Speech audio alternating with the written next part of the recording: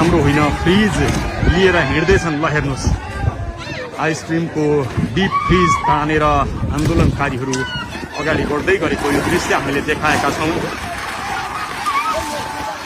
हामीले फ्रिजभित्र भएको आइसक्रिम खोसाखोस भइराखेको अवस्था छ।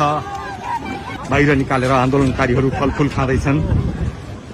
यसले पक्कै पनि बङ्गलादेशको झल्को दिएको छ, विदेशको झल्को दिएको छ। स्वागतका लागि राखिएको यो घडा हेर्नुहोस् मेन सडकमा फालिएको छ।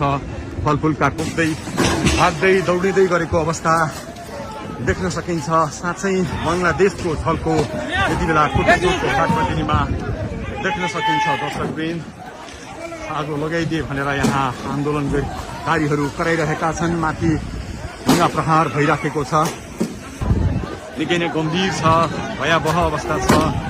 आश्चर्य हेर्नुहोस् रुसलान भुड्का बोकेर हिँडिरहेका छन्, फलफुल बोकेर हिँडिरहेका छन्। ओहो